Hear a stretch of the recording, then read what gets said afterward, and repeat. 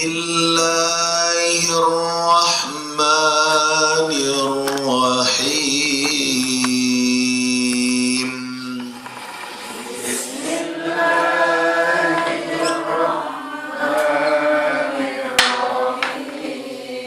Lahum kuffu aydiyakum. Apakah engkau tidak memperhatikan kepada orang-orang yang dikatakan kepada mereka, tahanlah tangan kalian. Wa aqimus salah wa atuz zakah. Tegakkan salat dan bayarkan zakat.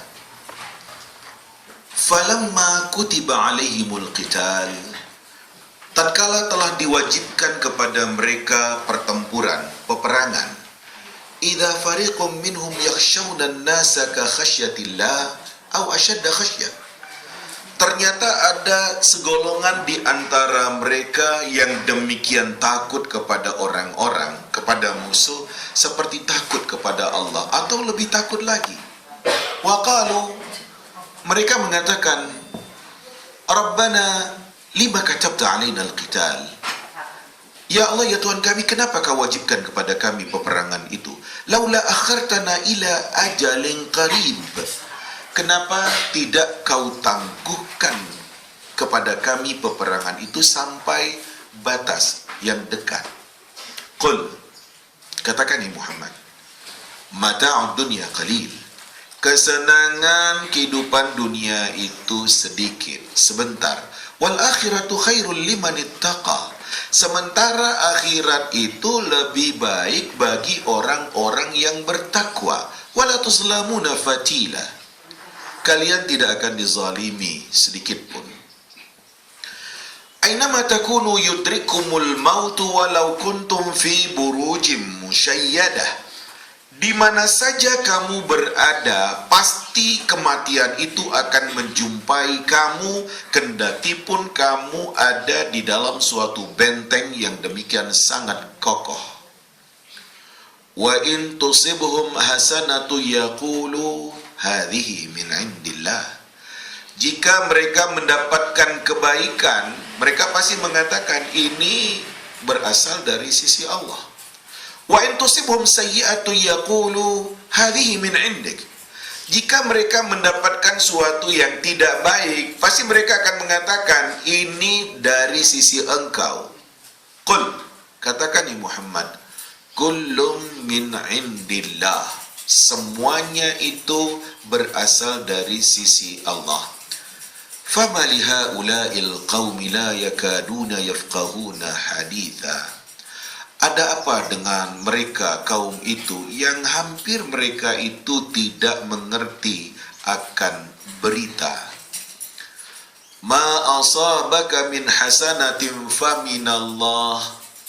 Apa yang menimpa kamu, apa yang mendatangi kamu dari yang baik-baik itu berasal dari Allah. Wa ma asabaka min sayyi'atin famin nafsik. Apa yang menimpa dirimu dari perbuatan yang tidak baik itu karena ya dirimu sendiri, berasal dari dirimu sendiri. Wa arsalnaka lin-nasi rasula, dan kami kirim engkau kepada manusia sebagai seorang rasul. Wa kafa billahi syahida, cukuplah Allah itu sebagai saksi. May yuti'ir rasul faqad ata'a Allah. Barang siapa yang taat kepada Rasul, berarti dia taat kepada Allah. Wa man tawalla fama arsalnaka alaihim hafiza. Barang siapa yang berpaling, kami tidak mengirim engkau terhadap mereka sebagai seorang yang akan jagai mereka. Wa yaqulun ta'ah. Mereka mengatakan ketaatan, taat. Fa'idha barazu min indik. Apabila mereka itu sudah keluar, lepas dari sisimu, bayyata ta'ifatum minhum ghairal ladzi taqul. Segolongan mereka di waktu malam merencanakan rencana tidak baik, tidak seperti yang kau katakan. Wallahu yaktubu ma yubayyitun. Allah menuliskan apa yang mereka rencanakan dari rencana yang tidak baik itu di waktu malam. Fa'arid anhum, berpalinglah engkau dari mereka, wa tawakkal 'ala Allah, dan bertawakallah engkau kepada Allah, wa kafa billahi wakila, cukuplah Allah itu sebagai wakil yang kepadanya kau serahkan urusanmu. Afala yatadabbaruna al-Qur'an, apakah mereka tidak mentadabburkan Al-Qur'an, mendalami Al-Qur'an? Walau kana min 'indi ghairillah lawajadu fihi ikhtilafan katsira. Kalau sekiranya Al-Qur'an itu bukan berasal dari Allah, sungguh mereka akan mendapatkan padanya pertentangan yang sangat banyak.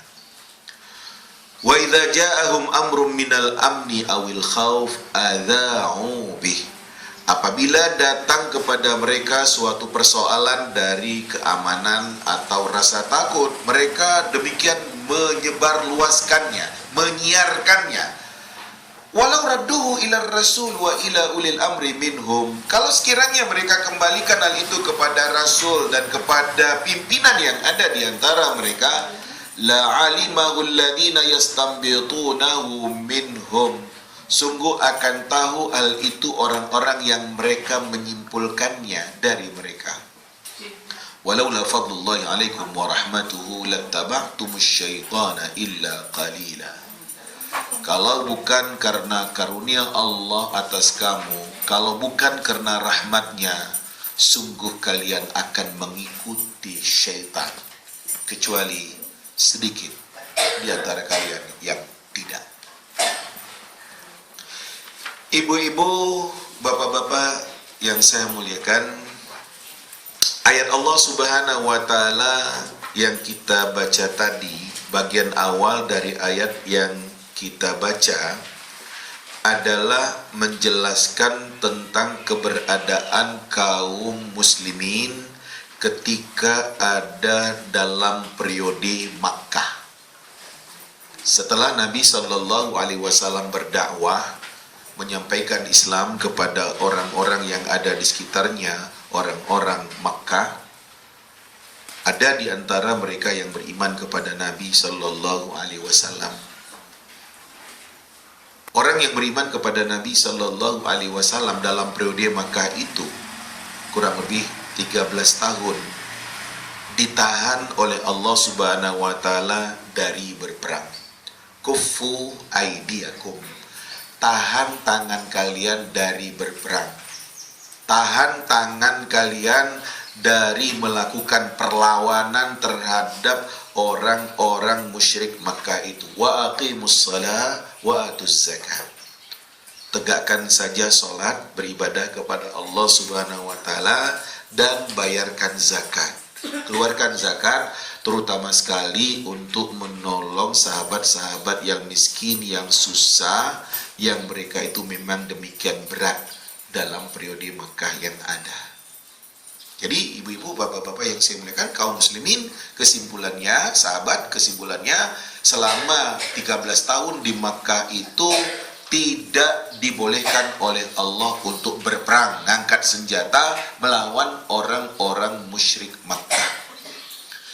Kenapa? Pertama sekali karena jumlah kaum muslimin sedikit bila dibandingkan dengan orang-orang Makkah yang ada. Kemudian mereka itu antara seseorang dengan yang lainnya masih terikat dengan ikatan kekeluargaan. Kemudian ya, mereka ada di dalam suatu negeri, dalam kurung Makkah, suatu negeri yang demikian dihormati, yang dimuliakan, yang tidak boleh berperang, dalam kurung menumpahkan darah di sana. Makanya ya oleh Allah Subhanahu wa Ta'ala dikatakan, gak usah, jangan perang, tahan saja diri kalian, tegakkan saja sholat, dekatkan diri kalian kepada Allah Subhanahu wa Ta'ala, kemudian bayar zakat, bantu orang-orang yang susah yang ada di sekitar kalian. Seperti itulah dalam periode Makkah 13 tahun.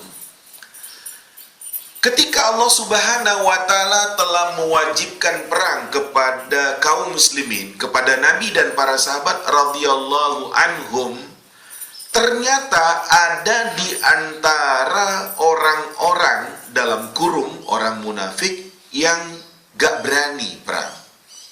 Kalau sahabat-sahabat yang mereka itu demikian beriman kepada Nabi Sallallahu Alaihi Wasallam, mereka itu siap perang karena memang selama ini merasa ya ditekan, ya diperlakukan dengan keras, dengan kasar. Ketika ada izin perang ya dari Allah Subhanahu wa taala, sahabat-sahabat yang benar-benar beriman siap untuk perang.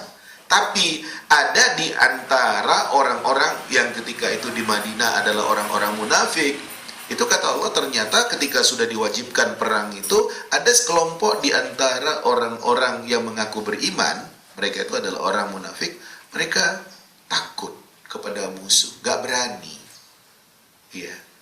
Seperti takutnya mereka kepada Allah Subhanahu wa taala, atau malah lebih takut lagi. Jadi ibu-ibu, bapak-bapak yang saya muliakan, ya mereka itu nggak berani ya ketika ada ya tuntutan dari Allah Subhanahu wa taala untuk berperang, mereka itu beralasan macam-macam, tidak mau. Ya. Nanti ya kata mereka, anak mereka jadi yatim, ya istri mereka menjadi janda. Mereka minta kepada Allah, tolonglah agak ditunda dulu, jangan sekarang. Itu yang mereka katakan, Rabbana lima katabta alaina al-qital laula akhartana ila ajalin qarib. Ya Allah, ya Tuhan kami, kenapa kau wajibkan kepada kami perang sekarang ini? Mbok ya agak ditangguhkan, mundur, jangan sekarang. Kata Allah Subhanahu wa taala, qul mata'ud dunya qalil. Katakan ya Muhammad, kesenangan yang ada di dalam kehidupan dunia itu sedikit, sebentar. Wal akhiratu khairul liman ittaqa. Sementara akhirat itu dengan segala kenikmatannya itu adalah yang terbaik bagi orang yang bertakwa. Allah tegaskan kepada kita bahwasanya apa yang kita dapatkan di dalam kehidupan dunia sekarang ini, dalam berbagai kenikmatan yang kita punyai, yang kita dapatkan, bila dibandingkan dengan kehidupan hari akhirat, gak ada artinya sama sekali. Makanya kata Allah, kesenangan yang ada di dalam kehidupan dunia itu sebentar, sedikit. Akhirat itu lebih baik bagi orang yang bertakwa. Dan kalau sekiranya kamu itu sebagai orang beriman akan ya dikembalikan kepada Allah Subhanahu wa taala di hari akhirat, kamu akan mendapatkan balasan-balasan yang demikian akan berlipat ganda, dan kamu tidak akan pernah dizalimi oleh Allah Subhanahu wa taala sedikit pun. Sudahlah, kalau memang perang, ya perang. Seperti itu yang diinginkan oleh Allah Subhanahu wa taala. Ibu-ibu, bapak-bapak yang saya muliakan, Allah tegaskan lagi, aina ma takunu yudrikumul maut walau kuntum fi burujim musyayyadah. Dimanapun kamu berada, yang namanya mati itu pasti akan datang kepada kamu, kendati pun kamu berada di dalam suatu benteng yang demikian sangat kokoh. Diyakinkan oleh Allah Subhanahu wa taala bahwasanya yang namanya mati itu akan datang menjumpai seseorang dimanapun dia berada, kendati pun dia menyembunyikan dirinya di dalam suatu benteng yang sangat kokoh. Bukan berarti kalau maju ke medan pertempuran itu pasti akan mati, enggak. Ya. Ada orang yang tewas syahid karena membela agama Allah Subhanahu wa taala, tewas dalam peperangan yang terjadi. Ada yang luka, ada yang cacat, ada yang enggak, pulang selamat, mendapatkan kemenangan. Jadi bukan berarti kalau perang itu harus mati, harus tewas, enggak. Ibu-ibu, bapak-bapak yang saya muliakan, semua pasti mati. Semua kita pasti mati. Iya. Dan kita memang harus siap untuk menghadapi kematian yang sudah ditetapkan oleh Allah. Kapan? Nggak ada yang tahu. Tapi yang jelas kita harus mempersiapkan diri untuk mati. Ya, sebab hidup ini pasti akan ya berujung dengan kematian. Mau nggak mau, kamu mesti mati. Kan itu dia. Ya kalau gitu ya, mau bilang apa? Ya, kita persiapkan aja diri kita untuk menghadapi kematian itu. Dan kalau kata Allah Subhanahu wa taala mati, ya mati. Kendati pun di atas tempat tidur, ya mati. Iya. Nggak harus maju ke medan pertempuran, di dalam rumah juga mati gitu. Nah, Bagaimana meyakinkan diri bahwasanya kalau kata Allah mati ya mati, kalau kata Allah nggak mati ya nggak mati. Nah itu dia. Jadi jangan takut mati dengan arti kata ketakutan, enggak. Nah, orang-orang yang ketika mereka itu ya dituntut oleh Allah Subhanahu wa taala untuk berperang, mereka beralasan macam-macam. Takut. Padahal kata Allah Subhanahu wa taala, ya dimanapun kamu berada, ya kalau kata Allah mati ya mati. Adalah sahabat Khalid bin Walid radhiyallahu anhu. Ibu-ibu, bapak-bapak yang saya muliakan, ternyata Khalid bin Walid yang demikian berpengalaman banyak perang, dan tidak ada satupun dari tubuh Khalid bin Walid yang tidak cedera dari kena luka, kena berbagai senjata tajam. Tapi apa yang terjadi? Khalid bin Walid tidak tewas di medan pertempuran. Dia meninggal dunia di atas tempat tidurnya. Orang kata Allah Subhanahu wa taala nggak harus mati di medan pertempuran. Padahal dari sejak sebelum Islam sampai dia menjadi Islam, ya, dia orangnya demikian ikut terus dalam perang-perang yang terjadi. Itu dikatakan nggak ada dari bagian tubuh Khalid bin Walid itu yang nggak ada cacatnya, yang nggak ada bekas kena senjatanya. Berharap untuk mati syahid di medan pertempuran, ternyata kata Allah nggak. Ya, meninggalnya di atas tempat tidur. Ya mau bilang apa? Seperti itu yang ditentukan oleh Allah Subhanahu wa taala untuk dirinya. Nah, kita semua ya sudah ya ditentukan oleh Allah Subhanahu wa taala kapan kita ya akan meninggal dunia, akan mati. Ya kalau udah mati ya udah selesai. Nah, sebelum mati dengan arti kata masih hidup sekarang ini, bagaimana kita memanfaatkan hidup ini dengan sebaik-baiknya untuk kita mentaatkan diri kita kepada Allah dengan ibadah, dengan amal, dengan berbagai kebaikan. Sebab ujungnya pasti kita meninggalkan dunia ini. Saya selalu mengatakan, apa yang kita katakan keberhasilan kita di dunia sekarang ini, di suatu saat pasti akan kita tinggalkan. Punya rumah besar, tinggal. Punya mobil mewah, tinggal. Punya harta kekayaan, investasi, tinggal. Istri masih muda, cantik, tinggal. Lah kan gitu. Apa yang dibawa? Nggak ada. Secinta-cintanya suami kepada istri, kalau istrinya sudah meninggal pasti akan dikuburkannya, pasti. Iya, nggak ada. Diantar ke kuburan, ya, dikubur, ya sudah. Ketika masih hidup dia bermanfaat, ya kan? Ketika sudah meninggal dunia nggak ada manfaatnya kamu, makanya dikubur. Secinta-cintanya suami, sesayang-sayangnya suami. Ya memang begitu kok. Mau bilang apa? Memang seperti itu. Nah maka ketika kita masih hidup sekarang ini yang harus kita manfaatkan. Jangan sampai merugi, gak bawa bekal kembali kepada Allah Subhanahu wa ta'ala. Sangat disayangkan kalau seperti itu.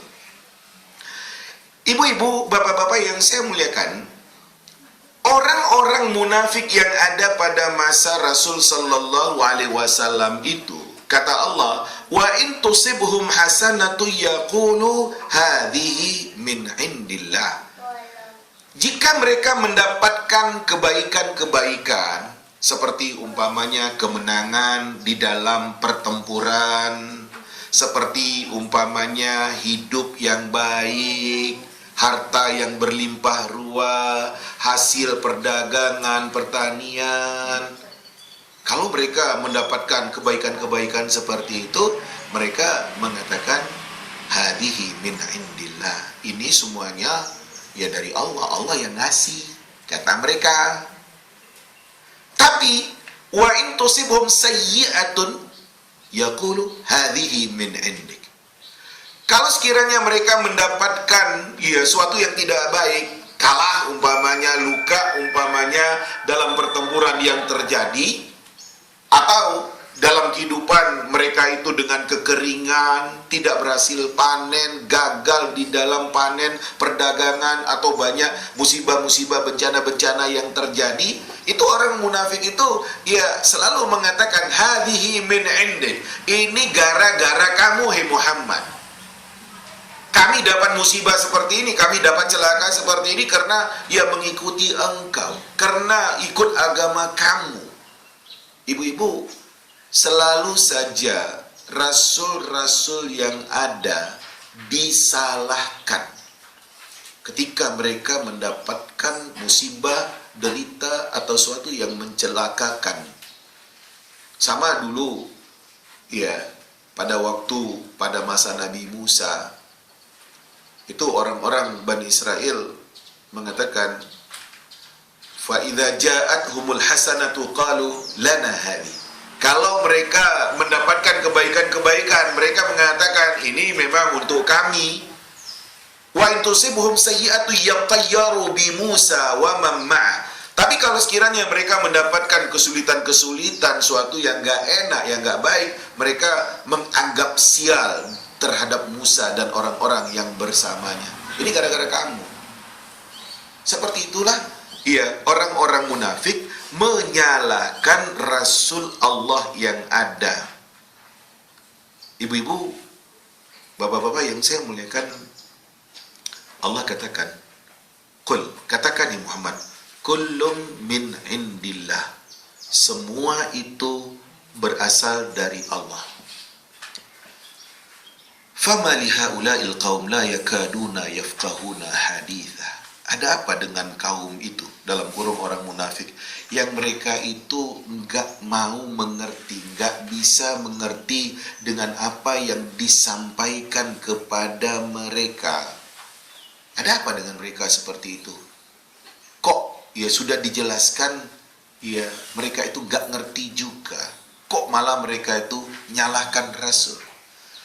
Ibu dan Bapak yang saya muliakan, kalau kita bicara tentang kehidupan ini, hidup ini kan hanya dalam dua bentuk yang terjadi, baik dan buruk. Saya kutipkan ketika Nabi ditanya oleh Jibril tentang iman, Nabi ketika itu mengatakan, Antu'mina billahi wa malaikatihi wa kutubihi wa rusulihi wal yaumil akhir wal qadari khairihi wa syarrihi minallahi subhanahu wa ta'ala. Kau beriman kepada Allah, Rasul, kitab, ya, malaikat, kitab, dan hari kiamat, hari akhirat. Wa antu'mina bil qadari. Kau beriman kepada qadar khairihi wa syarrihi minallah subhanahu wa ta'ala. Baik dan buruk itu berasal dari Allah subhanahu wa ta'ala. Jadi suatu keberuntungan, kebaikan yang kita dapatkan itu dari Allah subhanahu wa ta'ala. Suatu yang tidak baik, yang mencelakakan diri kita, juga itu dari Allah subhanahu wa ta'ala. Allah yang mengendaki terjadinya itu. Coba ibu-ibu, bapak-bapak perhatikan. Kita dengan yang baik, kita dengan yang menyenangkan, kita dengan yang membahagiakan, kita punya keinginan untuk mendapatkan itu. Kalau kata Allah subhanahu wa ta'ala iya, dapat apa yang kita inginkan itu. Kalau kata Allah subhanahu wa ta'ala tidak, betapapun ngototnya kita untuk mendapatkan itu, tidak dapat. Sebaliknya juga, yang tidak baik, kalau kata Allah itu untuk kamu dari musibah, iya dapat, kendati pun kita sudah berhati-hati, ya, tanpa kita duga. Sebagaimana kebaikan di suatu saat terjadi, dapat tanpa kita duga. Karena memang kata Allah, itu kebaikan, itu keuntungan, ya, itu kesenangan untuk kamu. Jadi kesimpulannya semuanya memang Allah yang nentukan. Allah yang nentukan. Ya, makanya dikatakan, katakan ya Muhammad, kullum min indillah. Semua itu berasal dari Allah subhanahu wa ta'ala. Ada apa dengan orang-orang itu kok nggak ngerti juga, kata Allah. Kemudian, ma asabaka min hasanatin fa minallah. Apa yang mendatangi kamu dari kebaikan-kebaikan itu memang berasal dari Allah. Keberuntungan-keberuntungan, kesenangan-kesenangan itu memang berasal dari Allah. Wa ma asabaka min sayyi'atin fa min nafsik. Apa yang menimpa kamu dari suatu yang tidak baik, dari suatu yang mencelakakan kamu, itu ya berasal dari diri kamu, dalam kurung ada faktor-faktor kesalahan kemanusiaan kamu. Karena kita manusia punya kelemahan. Kita punya khilaf, lupa, lalai, anggap enteng. Disitulah terjadinya sesuatu yang akan membuat diri kita celaka. Ya. Dan semua tidak lepas dari kehendak Allah Subhanahu wa taala. Jadi ibu-ibu, bapak-bapak yang saya muliakan, terjadilah apa yang terjadi. Apakah itu suatu yang baik, yang menyenangkan kita, atau suatu yang tidak baik, yang menyusahkan kita. Dalam kajian kita yang berlalu, saya sudah kemukakan tentang Allah Subhanahu wa taala dengan al-asma'us sifat yang ada di antara nama-nama dan sifat Allah Subhanahu wa taala. Ada dari asma Allah itu yang harus kita sebutkan segandeng. Ya, tidak boleh satu saja, harus dua-duanya. Karena kalau satu saja nanti kita salah paham tentang Allah. Contohnya Allah ad-darru, Allah yang memudaratkan, yang mencelakakan, yang membuat kamu susah, yang membuat kamu menderita. Tapi jangan katakan Allah itu dengan ad-darrunya saja. Allah juga an-nafi', memberikan manfaat, memberikan keberuntungan, memberikan kebaikan, memberikan kesenangan. Sama gambarannya dengan Allah yang al-mani' dan al-mu'ti. Allah yang menahan dan Allah yang memberi. Allahumma la mani'a lima a'taita wa la mu'tiya lima mana'ta. Ya Allah, enggak ada satupun yang bisa menahan apa yang akan kau berikan, dan tidak ada satupun yang bisa memberikan apa yang kau tahan. Demikian juga Allah yang al-qabid, menahan rezeki, dan Allah yang al-basit, yang menghamparkan rezeki. Kalau ditahan rezeki itu oleh Allah Subhanahu wa taala, bagaimanapun kamu ngotot dan giginya nggak akan dapat. Sebaliknya kalau akan dihamparkan oleh Allah rezeki itu kepada kamu, entah dari mana aja datangnya. Ya seperti itu. Jadi kita memang harus meyakini Allah Subhanahu wa taala yang Maha berbuat seperti itu. Di suatu saat kita mendapatkan kebaikan-kebaikan, di suatu saat kita mendapatkan sesuatu yang tidak baik. Ya itulah hidup. Dan ada hikmah Allah ya ketika kita mendapatkan kesulitan, derita ataupun kesusahan itu. Wa arsalnaka linnasi rasulah. Kami kirim kamu, hai Muhammad, kepada manusia itu sebagai rasul Allah untuk mengingatkan mereka, untuk nasihati mereka. Wa kafa billahi syahida, cukuplah Allah itu sebagai saksi bahwasanya kamu memang rasul Allah dan telah menyampaikan apa yang diturunkan kepadamu. Soal ada yang beriman atau ada yang enggak beriman, itu serahkan saja kepada Allah Subhanahu wa taala. May yuti'ir rasul faqad ata'a Allah. Barang siapa yang taat kepada rasul berarti dia taat kepada Allah. Karena rasul itu adalah utusan Allah. Rasul itu menyampaikan apa yang disampaikan oleh Allah kepadanya. Nah, kemudian disampaikan kepada umat. Dikala ada umat yang taat, patuh, mau mengikuti apa yang dikatakan oleh Rasul, berarti umat itu taat, patuh kepada Allah Subhanahu wa taala.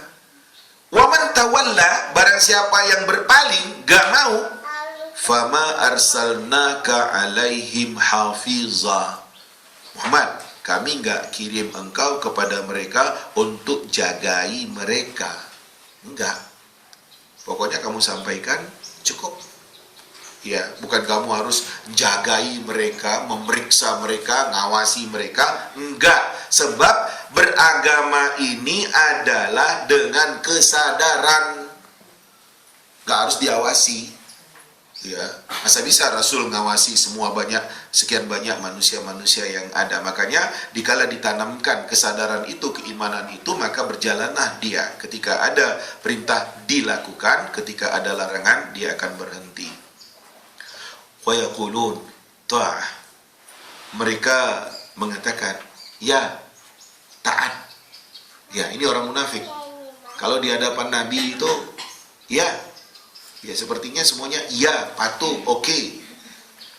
Fa idza barazu min indik, tapi kalau mereka sudah lepas, keluar jauh dari kamu, bayyata ta'ifatum minhum ghairal ladzi taqul.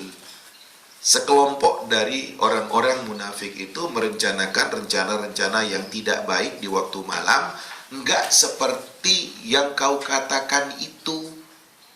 Jadi Ya, terbaliklah dengan apa yang disampaikan oleh Nabi Sallallahu Alaihi Wasallam. Waktu malam mereka yang merencanakan rencana-rencana yang tidak baik, ya, nggak seperti yang dikatakan oleh Nabi, nggak seperti yang disampaikan oleh Nabi. Wallahu yaktubu ma yubayyitun. Allah menuliskan dari apa yang mereka rencanakan, dari rencana yang tidak baik di waktu malam hari itu. Sebab Allah Subhanahu wa Ta'ala punya malaikat yang akan mengawasi manusia dengan segala yang mereka lakukan. Allah tahu apa yang mereka rencanakan itu. Kata Allah kepada Nabi, fa'arid anhum. Muhammad, sudah, berpaling saja kamu dari mereka. Wa tawakkal 'ala Allah. Bertawakkallah kamu kepada Allah Subhanahu wa Ta'ala. Hati-hati saja terhadap orang-orang munafik itu. Ya, jangan sampai kamu terkecoh. Ya, serahkan urusan itu kepada Allah Subhanahu wa Ta'ala. Wa kafa billahi wakila. Cukup Allah itu, kepadanya kau serahkan urusan kamu. Dia yang akan nolong kamu, dia yang akan lindungi kamu, dia yang akan menyelamatkan kamu. Sudahlah, hati-hati aja terhadap orang munafik itu. Itu yang disampaikan oleh Allah kepada Nabi SAW. Dan memang Nabi demikian sangat berhati-hati terhadap orang-orang munafik yang ada di Madinah ketika itu. Ya, karena memang Nabi tahu siapa sebenarnya yang beriman dan siapa orang yang pura-pura beriman, dalam kurung orang-orang munafik. Afala yatadabbaruna al-Qur'an? Apakah mereka itu tidak mentadabburkan Al-Qur'an? Mendalami Al-Qur'an, merenungkan Al-Qur'an lebih jauh, lebih dalam. Apa mereka enggak mentadabburkan Al-Quran? Kata Allah. Ya.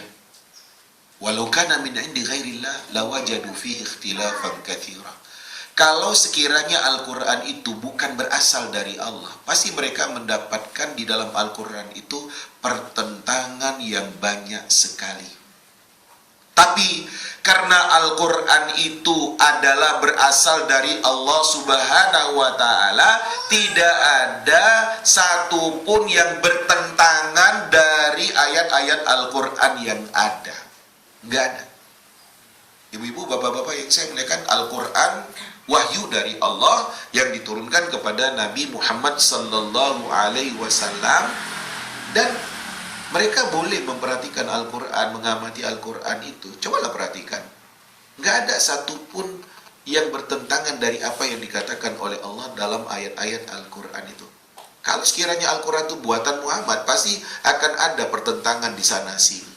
Sama ibu-ibu, bapak-bapak yang saya muliakan, apa yang dikatakan di kalangan orang Nasrani, ada kitab, ya, Injil Perjanjian Baru.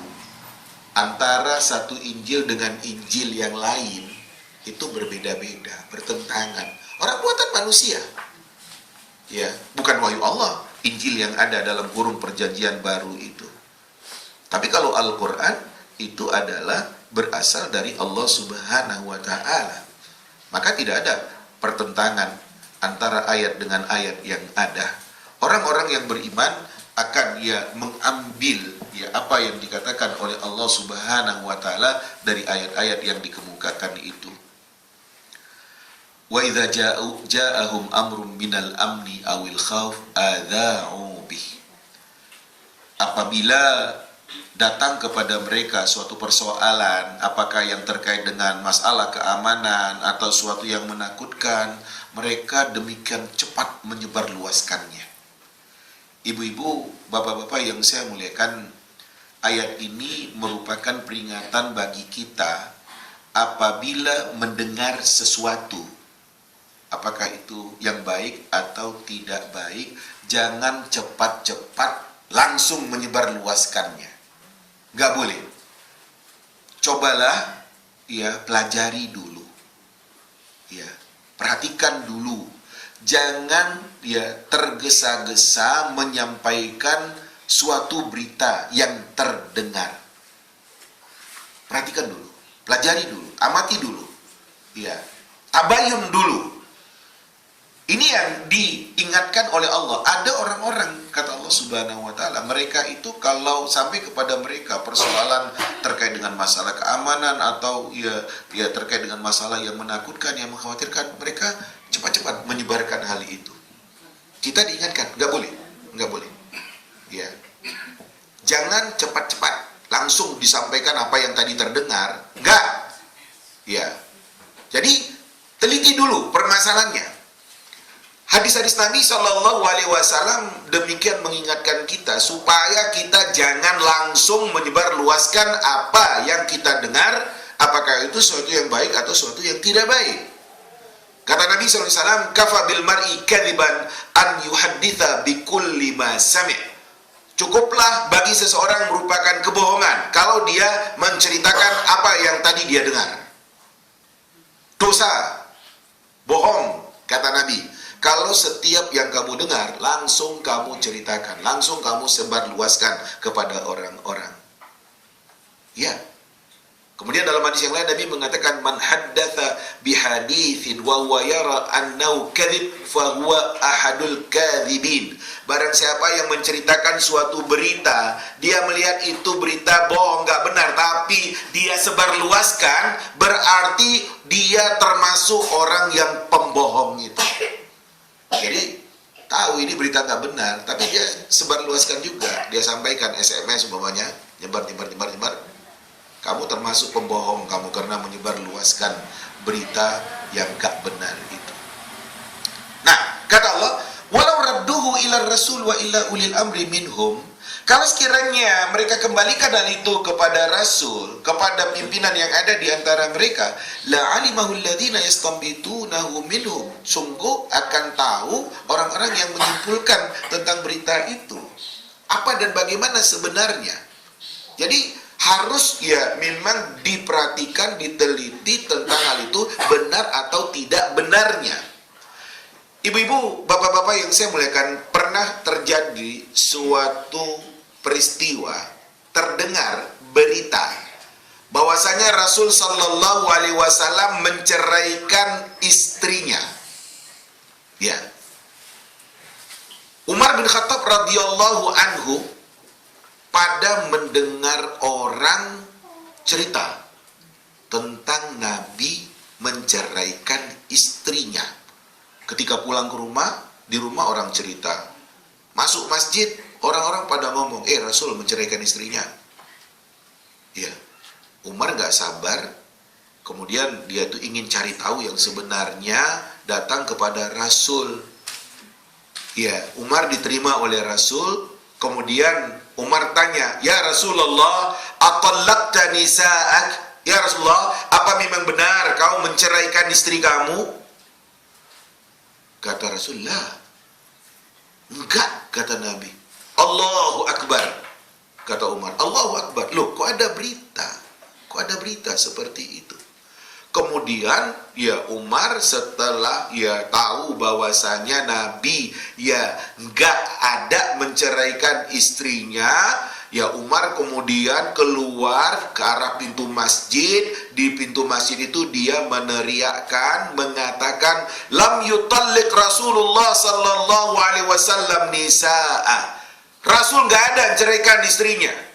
Dari mana berita itu? Kok ada? Nah kan itu dia. Jadi isu-isu yang terdengar, sudahlah, nggak usah langsung disebarluaskan. Ya, Allah katakan seperti itu. Walaula fadlullahi alaikum wa rahmatuhu lattaba'tum syaitan illa qalila. Kalaulah bukan karena karunia Allah kepada kamu, kalau bukan karena kasih sayang Allah Subhanahu wa taala kepada kamu, tentu kalian akan mengikuti Rasul, mengikuti syaitan, terbawa oleh syaitan. Illa qalila. Kecuali sedikit di antara kalian yang tidak. Untunglah ada karunia Allah, ada kasih sayang Allah Subhanahu wa taala sehingga kalian tidak terbawa hanyut dengan godaan-godaan syaitan, dengan hasutan-hasutan syaitan, karena kalian yang demikian meyakini Allah dan meyakini Rasul sallallahu alaihi wasallam yang ada. Ibu-ibu, bapak-bapak yang saya muliakan, inilah beberapa gambaran ayat Allah Subhanahu wa taala yang kita baca pada siang hari ini. Demikian penjelasannya, mudah-mudahan bisa menambah pemahaman terhadap ayat yang kita kaji. Berikut, barangkali ada hal-hal yang akan diangkatkan ke permukaan untuk kita bicarakan lebih lanjut, monggo untuk disampaikan. Dipersilahkan. Tafadhal. Silakan. Monggo. Assalamualaikum warahmatullahi wabarakatuh. Waalaikumsalam. Ayat 77 ini Ustaz. Ini kalau saya resapi ini kayak ada perasaan galau. Pada zaman Nabi itu semua permasalahan langsung terjawab. Ya. Apakah itu melalui katakan itu firman Allah maupun Nabi sendiri. Ya. Sementara kehidupan zaman dulu itu penduduk belum begitu banyak, kehidupan belum begitu kompleks, Ya. tetapi Quran sudah finish kan begitu. Ya. Sementara sekarang ini kehidupan manusia semakin kompleks, semakin padat, permasalahan semakin jelimet dan sebagainya, sehingga kayaknya kita tuh mengharapkan andai kata Nabi itu masih ada, katakan sekarang mungkin permasalahan langsung terjawab. Sementara ini kita mengkaji kayak gini masih umat kita ini masih belum bisa untuk menjawab itu. Apa karena ego dan sebagainya. Ya. Yang menjadi pertanyaan? Yang menjadi pertanyaan yaitu tadi karena Quran sudah finish. Sementara kita ini kehidupan semakin kompleks. Ya. Oke. Ibu-ibu, bapak-bapak yang saya muliakan, pernah terjadi dialog antara Nabi dengan sahabat. Kata Nabi bertanya kepada sahabat, Ayyul mu'minina a'jabu ilaikum. Sahabat, siapa orang yang beriman yang kalian paling salut kepada mereka? Kata sahabat menjawab, Al-malaika. Malaikat. Kami salut dengan iman yang ada pada malaikat. Kata Rasul, wa malahum la yu'minun wa hum 'inda rabbihim. Bagaimana mereka enggak beriman? Bagus iman malaikat itu karena kan mereka dekat Allah, dekat Tuhan. Kan kata Nabi. Kemudian ya, sahabat memberikan alternatif jawaban kedua. Kalau gitu ar-rusul, para rasul atau al-anbiya, para nabi. Kata Nabi menjawab, wa malahum la yu'minun wal wahyu yanzilu ilaihi. Bagaimana Nabi dan Rasul itu enggak bagus imannya? Wahyu Allah kan turun kepada mereka. Enggak, kata Nabi. Kemudian karena Nabi mengatakan tidak, lantas sahabat mengatakan, kalau gitu nahnu ashabuk. Kalau gitu kami ya Rasulullah. Kami salut dengan iman yang ada pada diri kami. Kata Nabi, wa malakum la tu'minun wa ana baina azhurikum. Bagaimana kalian tidak beriman? Bagaimana enggak bagus iman kalian? Saya kan ada di hadapan kalian. Kalau ada masalah apa-apa bisa langsung tanya. Kemudian Nabi mengatakan, walakin a'jabul mu'minina ilaikum qaumun ya'tuna ba'dakum yajiduna suhufan wa yu'minuna bima fiha. Akan tetapi orang beriman yang kalian perlu salut kepada mereka adalah suatu kaum yang datang sesudah kalian nanti. Mereka nggak pernah ketemu dengan aku, kata Nabi. Mereka hanya mendapatkan lembaran-lembaran Al-Quran dan kemudian mereka beriman dengan apa yang ada pada lembaran Al-Quran. Nah, itu dia. Sejak dari orang yang nggak bertemu dengan Nabi, tabi'in, sampai kepada berikut-berikutnya, sampai kita sekarang ini kita nggak pernah ketemu dengan Nabi, tapi kita ketemu dengan Al-Quran, lembaran-lembaran Al-Quran. Kemudian ada hadis-hadis Nabi yang sudah dikumpulkan. Apakah kita benar-benar beriman dengan Al-Quran, dengan hadis Nabi yang ada? Kebenarannya kita ikuti. Ya, kalau kita bisa seperti itu, kita orang beriman yang baik di mata Rasul Sallallahu Alaihi Wasallam. Soal adanya pertentangan, lah itu suatu yang tidak bisa dibantah. Karena memang Allah yang menghendaki seperti itu. Allah menghendaki seperti itu. Walau syi'na la'ataina kulla nafsin hudaha. Kalau kami mau, masing-masing orang kami kasih hidayah, kata Allah Subhanahu wa taala. Walau syi'na laja'alnakum ummatan wahidah. Kalau kami mau, kami bisa jadikan kalian menjadi satu umat. Jadi kalau adanya pertentangan, adanya ya perbedaan-perbedaan, ya memang seperti itulah. Berapa banyak orang yang ngaku Islam, tapi tidak dalam arti kata yang sebenarnya. Ngaku Islam. Jadi ya anggap wajar sajalah apa yang ada. Yang jelas kita tetap berkomitmen dengan Al-Quran, dengan Sunnah Nabi Sallallahu Alaihi Wasallam. Itu yang paling penting. Akidah saya, keyakinan saya dasarkan kepada Al-Quran dan Sunnah.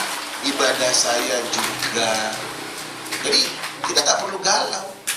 Kalau ada orang-orang yang berbeda dan bertentangan dengan Al-Quran yang ada, dengan Sunnah Nabi yang ada, itu urusan dia. Yang jelas saya gak akan mau bertentangan dengan Al-Quran yang ada, dengan Sunnah Nabi yang ada. Saya akan berusaha sejalan dengan apa yang dikatakan oleh Allah dan Rasul. Ya seperti itu yang bisa kita lakukan. Jadi nggak usah galau dengan bermacam-macamnya bentuk manusia, bentuk orang yang mengatakan dirinya Islam dan lain-lain sebagainya. Ya sudah. Kita harus tetap menanamkan pada diri kita berkomitmen dengan Al-Quran dan Sunnah Nabi SAW. Soal orang, ya terserah dia. Kalau dia mau kita ajak kepada Al-Quran dan Sunnah, ya Alhamdulillah. Nggak mau, ya sudah. Mau bilang apa? Memang seperti itulah kenyataan di dalam kehidupan kita. Itu yang bisa saya jawabkan tentang permasalahan yang dipertanyakan itu. Demikian. Kemudian, Assalamualaikum warahmatullahi wabarakatuh. Waalaikumsalam. Mungkin yang dimaksud Ustaz Rono itu masalah keseharian Ya. yang harus kita sikapi. Misalnya dari kredit ke bank itu termasuk apa itu namanya? Halal, dibolehkan atau tidak, atau hal lain keseharian yang kita memang harus melakukan atau tidak melakukan, mengambil sikap iya atau tidak.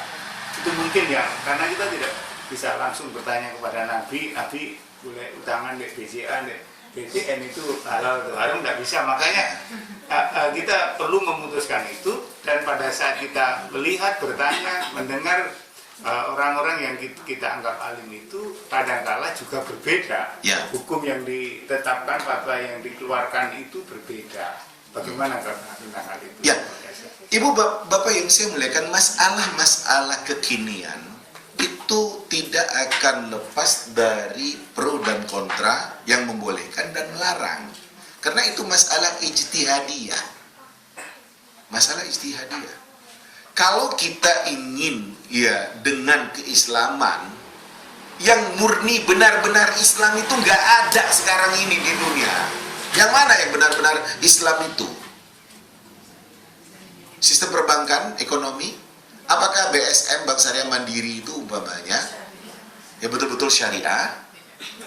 Ya kan itu. Pengamat-pengamat pada mengkritik, ya kan? Jadi ya seperti itulah. Ya mudah-mudahan ke depan lebih baik, lebih Islami, lebih sesuai. Kan itu. Karena orang-orang pada ya tertarik kepada syariah, akhirnya semua dengan syariah. Lah ya. Apakah isinya syariah? Serba syariah. Nah, pokoknya konsumen ini mau, wis buat aja syariah. Apa dan bagaimana di dalamnya? Nah, jadi itulah dia. Jadi saya merasakan, saya katakan kalau kita udah terkait dengan dunia internasional, itu yang namanya keterkaitan sistem tidak akan bisa kita lepas, nggak bisa. Iya. Kita Indonesia, uang yang beredar di tengah masyarakat, di tengah bangsa ini dari hasil pinjaman, ya kan? Apa pinjaman nggak pakai bunga itu? Lah itu, apa pinjaman wes nggak pakai bunga? Ya bantulah rakyat kamu, gitu ah? Enaknya saja, enggak kan? Nah, jadi kan gitu. Jadi ya sampai kepada dunia yang ada, negara-negara Islam yang ada, negara-negara Teluk yang kaya raya dengan hasil minyaknya itu kan terlibat, terikat dengan ya sistem perbankan yang ribawi itu. Nah cuman kan nanti berusaha untuk memilah, wah ini ya bunga bank ini umpamanya bukan kita manfaatkan untuk kehidupan pribadi kita, tapi kita pakaikan untuk kemaslahatan umat. yang bersifat sosial, ya sudah. Tapi dengan globalnya dunia ini, sulit kita untuk benar-benar dalam kurung 100% Islam. Nggak bisa. Nggak bisa. Berat sekali. Ada keinginan-keinginan untuk benar-benar Islam dalam kurung 100% murni, betul-betul. Wah, itu berat sekali dalam kehidupan sekarang. Jadi, yang saya lihat, ya ketika dengan cita-cita keislaman 100% itu, kita sudah terbentur dengan benturan-benturan yang bermacam-macam di dalam kehidupan kita dengan sistem-sistem yang sudah demikian mapan dan berlaku. Ya, nah, sedaya kemampuan kita berusaha menata. Tapi ya ketika di suatu saat kita harus agak longgar sedikit, ya longgarlah, karena memang nggak bisa. Mau benar-benar Islami dalam kurung 100% murni semurni-murninya, nggak bisa. Berat rasanya. Tapi niat di dalam Niat harus ada. Sedaya kemampuan yang bisa kita terapkan di dalam kehidupan kita, ya kita terapkan. Ya kan gitu. Ya kalau nggak bisa mau bilang apa? Saya kalau contoh tadi, saya kalau nggak kredit ya BTN, nggak punya rumah. Tapi kapan uang saya akan terkumpul sampai 200 juta, 300 juta beli rumah? Nggak bisa. Akhirnya ya sudahlah. Nah, kan? Ya dengan saya cicil akhirnya jarak sekian tahun saya udah punya rumah, nggak ngontrak lagi. Nah ini kan nggak bisa kita butakan mata kita dari kenyataan. Nah kemudian harus ngotot, haram kamu ngambil kredit. Akhirnya dia karena haram nggak pernah berani ngambil kredit sepeda motor, naik angkot terus. Ya kan gitu. Padahal diperlukan untuk mobile di dalam kehidupan ini. Nah, haruskah kita kaku-kakuan atau ya sudahlah, pokoknya Allah kan Maha tahu tentang saya. Nah, ujungnya kan gitu. Wallahu a'lam. Seperti itulah. Jadi berat untuk kita 100% murni-murnian dengan keislaman, memang berat sekali. Demikian beberapa tanggapan saya. Monggo kalau ibu-ibu punya pertanyaan dan masalah, silakan Bu. Dari ayat-ayat tadi mungkin ada masalah yang menjadi pertanyaan bagi ibu-ibu untuk diangkatkan ke permukaan untuk lebih kita tekankan. Silakan Ibu. Waalaikumsalam. Mengenai tadi ada ayat yang menyatakan bahwa mereka seperti tidak memahami perkataan. Iya. Sekarang tuh memang fenomenanya seperti itu. Iya. Kalau dan kaji debat-debat di TV sama padahal mereka punya ilmu agama yang baik backgroundnya. Tapi sepertinya justru menjauh dari kebenaran yang sebenarnya sudah nyata jelas gitu. Jadi sepertinya di putar atau di apa, jadi sepertinya menafsirkannya dengan cara yang mungkin mereka merasa canggih gitu ya. Tapi menurut saya seperti jauh dari benar. Jadi yang mendengarkan tuh bingung. Ini orang ini profesor tahu agama, tapi kok ucapannya kok jauh. Jadi belajar seperti itu, Ustaz. Saya kadang-kadang melihat ini sepertinya baca Quran, membaca buku, tapi nggak paham atau terlalu paham atau seperti apa. Bagaimana seperti itu sekarang. Ibu yang saya muliakan, orang yang tetap konsisten dengan Al-Quran, dengan sunnah Nabi akan mengatakan apa adanya. Orang yang dia itu ingin berkelit, disitulah dia akan memutarbalikkan, akan bersilat lidah dengan ayat atau dengan hadis Nabi Shallallahu Alaihi Wasallam. Jadi kita ini dalam memahami agama, ya yang pertama kita harus melihat bagaimana sebenarnya permasalahan ini. Kalau memang permasalahan yang ada, ya memang persis ada pada masa Rasul seperti yang difahami oleh sahabat. Contoh umpamanya masalah akidah. Masalah akidah, ya itu kan seperti yang difahami sahabat, itu yang harus kita tanamkan pada diri kita. Lain dengan masalah-masalah kekinian yang berkembang di dalam kehidupan kita yang memang ini tidak ada dulu pada masa Rasul Sallallahu Alaihi Wasallam. Jadi yang jelas tetap ya kalau ada hal-hal yang kita katakan ini hal-hal yang prinsip yang ada ketegasan ayat, ketegasan hadis Nabi Sallallahu Alaihi Wasallam, ya ke sana kita harus merujuk. Ya, ke sana kita harus kembali. Jadi kita nggak boleh diombang-ambingkan dengan ya mereka-mereka yang kita katakan, loh kok gitu sih. Nah, saya ambil contoh umpamanya tentang orang yang mengatakan semua agama sama. Nah kan? Semua agama sama, gitu kan? Iya. Kita tak bisa membenarkan itu, kendati pun statement itu muncul dari seorang profesor doktor umpamanya. Kenapa? Ini menyangkut masalah akidah. Allah katakan inna dina indallahil Islam. Sesungguhnya agama di sisi Allah dalam kurung yang diakui oleh Allah adalah al-Islam. Wa may yabtaghi ghairal islami dina fala yuqbala minhu wa huwa fil akhirati minal khasirin. Barang siapa yang mencari selain Islam sebagai agamanya, sama sekali tidak akan diterima oleh Allah Subhanahu wa taala, dan dia di akhirat termasuk orang yang merugi. Wa raditu lakumul Islam madina. Aku ridha Islam itu sebagai agama kamu. Kalau kamu cari agama selain Islam, terserah kamu, tapi aku nggak pernah ridha loh. Nah, kira-kira kan gitu, kan tegas. Jadi dengan alasan apa semua agama sama? Semua agama kan mengajarkan kebaikan. Iya, tapi kontennya, terutama sekali terkait dengan masalah akidah, sangat-sangat berbeda antara satu agama dengan agama yang lain.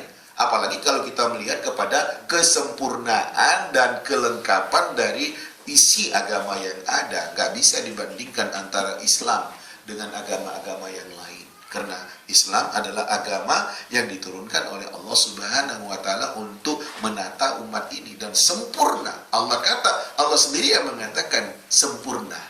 Al-yawma akmaltu lakum dinakum wa atmamtu alaikum ni'mati wa raditu lakumul Islam madina. Hari ini kata Allah sudah kesempurnakan agamamu untukmu. Sudah kesempurnakan semua nikmat untuk kalian dan aku ridha Islam itu jadi agama kamu. Jadi nggak bisa, dan kita tidak boleh mengatakan semua agama sama. Oh enggak bisa sama. Nah, kalau kita terbawa dengan pemikiran-pemikiran seperti itu, ini yang kita katakan akan merusak akidah. Jadi kendati pun yang mengatakan itu profesor, doktor, apa namanya, kalau jelas-jelas bertentangan dengan apa yang ada dalam ayat, dalam hadis Nabi seperti yang difahami oleh para sahabat radhiyallahu anhum, kita harus menolak yang bertentangan itu. Seperti itu sikap kita dan tegas terhadap hal-hal yang kita katakan itu adalah pemutarbalikan atau itu adalah penyamaran. Demikian. Lagi, ibu-ibu. Silakan ibu. Monggo. Ayat 78 dan 79. Iya. Ini mungkin pertanyaan dari orang yang mencari kesalahan. Tadi kan dikatakan tidak ada pertentangan di dalam Al-Quran. Tapi di sini mungkin bagi orang yang seperti itu tadi atau mungkin sangat awam itu kok tadi dikatakan kullu min indillah, katakan Muhammad semua itu dari Allah. Kemudian yang 89 dikatakan wa ma asobaka min sayyiatin fa min nafsik. Ya. Itu mungkin lebih. Ya. Oke, ibu-ibu, bapak-bapak yang saya muliakan, perhatikan potongan ayat. Kullum min indillah.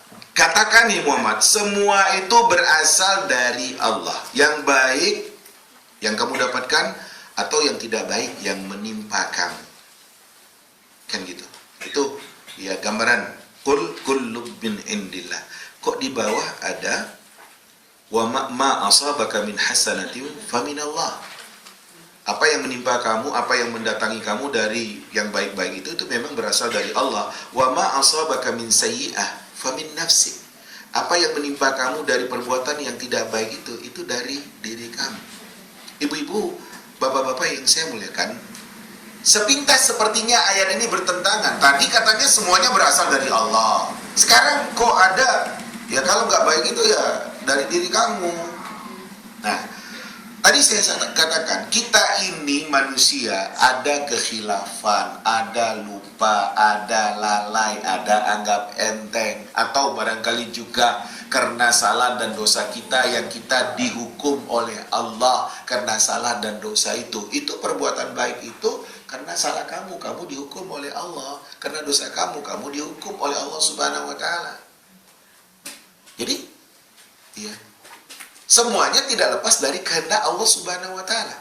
Itu yang tadi di awal saya katakan, saya kutipkan hadis Nabi, wa antumina bil qadari khairi wa syarrihi min Allah Subhanahu wa taala. Kau beriman kepada ketentuan Allah, baik dan buruk itu berasal dari Allah. Apakah kamu mendapatkan kebaikan-kebaikan, keberuntungan-keberuntungan itu dari Allah? Yang tidak baik yang mengenai diri kamu juga itu dari Allah. Tapi jangan salahkan Allah Subhanahu wa taala. Lihat diri kamu. Itu yang saya katakan, kita punya kelemahan. Khilaf, lupa, lalai, anggap enteng. Atau itu dia merupakan peringatan Allah atas salah dan dosa kita. Saya ambil contoh. Nabi Muhammad sallallahu alaihi wasallam bisa sendiri. Nah, kan bahaya itu. Nah, demikian juga musibah yang mencelakakan. Kalau itu kata Allah untuk kita, kendati pun saya sudah berhati-hati, ya kena juga. Loh, kok bisa? Iya, orang yang ngantam saya. Saya jalan, ya dia serempet, saya jatuh patah. Padahal saya di pinggir jalan, ya nggak di tengah. Nah, dia yang salah. Nah, itulah ada hikmah Allah ketika Allah menimpakan sesuatu yang mencelakakan itu. Jadi ujungnya adalah kita dalam kuasa Allah. Kita manusia punya kelemahan-kelemahan, dan itulah yang menjadi penyebab adanya sesuatu yang mencelakakan diri kita. Jadi itu bukan suatu bertentangan kalau dilihat lebih jauh. Demikian. Masih adakah? Lanjutan dari Oke. tadi. Bagaimana tentang peran setan? Ya. Ini biasanya sering disampaikan di pengajian-pengajian itu riwayat tentang dua orang. Yang satu memang sudah banyak membunuh orang, kemudian dia mau tobat. Bahkan orang yang pertama yang ditanyai kemudian menjawab, ya nggak bisa, kamu sudah membunuh 99 dan seterusnya. Kemudian satunya yang orang begitu alim, kemudian di akhir hayatnya suul khotimah itu. Jadi menurut saya riwayat itu sangat melemahkan semangat kita untuk tetap istiqomah berbuat baik. Kalau orang yang sealim itu saja bisa akhirnya suul khotimah, sedangkan orang sejahat itu akhirnya bisa suul khotimah. Oke. Melemahkan semangat kita dalam berislam, dalam beragama. Wis brengsek saja. Nanti udah tua baru tobat.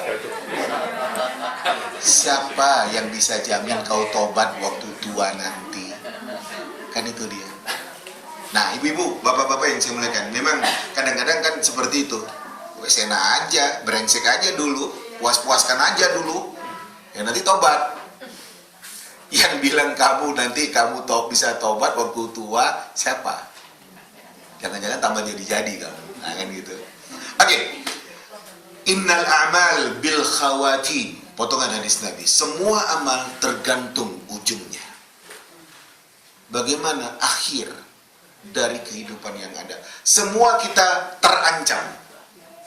Semua kita terancam. Tidak ada yang tidak. Tidak ada yang tidak. Nah, saya contohkan gini. Kok bisa terjadi ya?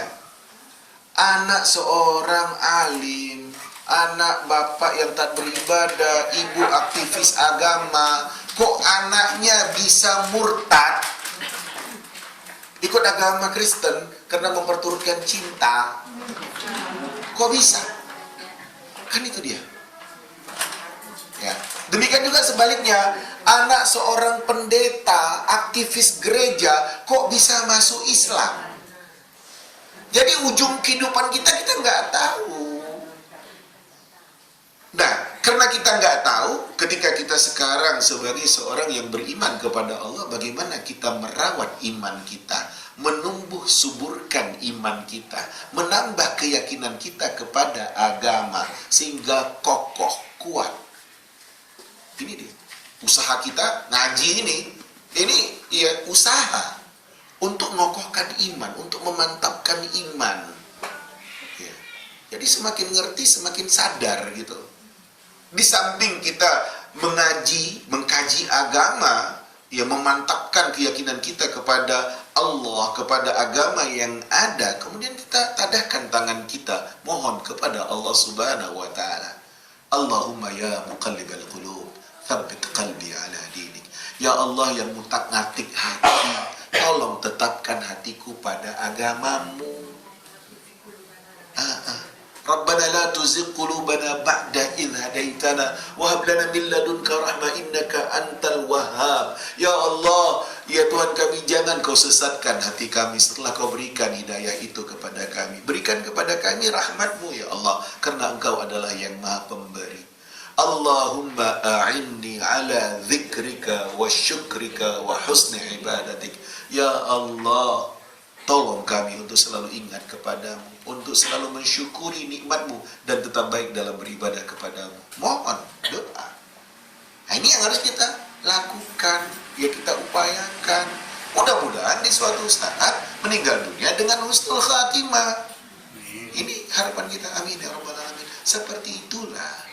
Jadi ibu-ibu yang saya muliakan, mari kita merawat iman, menumbuh suburkan iman kita, menambahkan keyakinan kita kepada Allah Subhanahu wa taala, dan kemudian kita selalu ya mendekatkan diri kita kepada Allah Subhanahu wa taala. Ini kan terkait juga dengan permasalahan yang ditanyakan itu. Ketika Nabi SAW mengatakan, semua orang sudah ditetapkan tempatnya di surga atau di neraka. Lantas ada sahabat yang bilang, kalau gitu pasrah aja Rasulullah. Kata Nabi, enggak. I'malu fa kullun muyassarun lima khuliqalah. Berbuat kamu, masing-masing orang akan dimudahkan oleh Allah terhadap apa yang sudah ditetapkan oleh Allah untuknya. Kalau dia orang surga, dia akan dimudahkan oleh Allah dengan agama ini. Lapang hatinya dengan agama yang ada. Kalau dia orang neraka, ya demikian mudah bagi dia perbuatan maksiat itu. Nah, itu yang berbahaya. Nah, kita kan gak berani ya dengan hal-hal yang sifatnya maksiat itu. Makanya ini yang perlu kita ya jaga betul. Jadi jangan kita ya seperti orang itu. Enggak, itu kan hanya merupakan gambaran betapa ya manusia itu ada dalam kuasa Allah, sehingga ya pada detik-detik akhir dari kehidupannya bisa terjadi perubahan. Ya yakinlah kita apa yang dikatakan di dalam potongan hadis Nabi, may yahdihillahu fala mudhillalah wa may yudlil fala hadiyalah. Barang siapa yang diberi hidayah oleh Allah, enggak ada satupun yang bisa menyesatkannya. Kokoh tangguh kalau sudah hidayah Allah itu masuk pada diri seorang. Sebaliknya, barang siapa yang disesatkan oleh Allah, hatinya sudah ditutup oleh Allah, enggak ada satupun yang bisa memasukkan hidayah kepadanya. Ya, udah nggak bisa. Ini yang ya kita katakan berbahaya sekali. Makanya kita bukakan hati kita kepada Allah, kepada agama, kepada kebenaran. Kita bukakan pikiran kita, kita yakinkan diri kita betapa Allah dengan kekuasaannya yang demikian menentukan. Kalau kita sudah demikian yakin kepada Allah, rasanya nggak ada yang berat dari agama ini. Ibu-ibu, bapak-bapak yang saya muliakan, inilah dahulu kajian kita pada siang hari ini. Mudah-mudahan ada manfaatnya. Lebih dan kurang saya mohon maaf. Billahi taufiq wal hidayah. Wassalamualaikum warahmatullahi wabarakatuh.